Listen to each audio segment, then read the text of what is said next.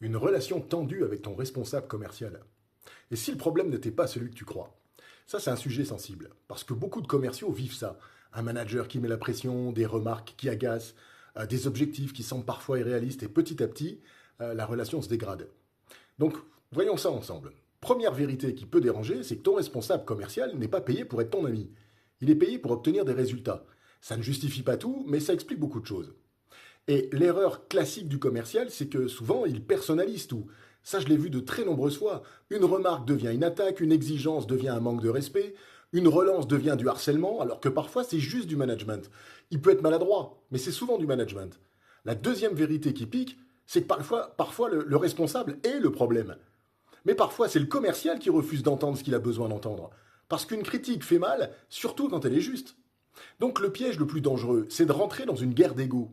Le commercial pense, il ne me comprend pas. Le manager pense, il ne m'écoute pas. Résultat, plus personne ne travaille ensemble. Donc les meilleurs vendeurs font quelque chose de différent. Ils se posent une question simple. Même si la forme est mauvaise, y a-t-il quelque chose d'utile dans ce que le responsable me dit? Cette question change tout. Tu n'as pas besoin d'aimer ton manager. Tu n'as pas besoin d'être d'accord avec lui surtout. Mais tu dois savoir extraire la valeur même d'une relation imparfaite. Et si ton manager est réellement mauvais, ça peut arriver. Alors reste professionnel, protège ton énergie, communique clairement, documente les faits, garde le focus sur tes résultats. Parce que la pire erreur, c'est de laisser un mauvais manager détruire une bonne carrière.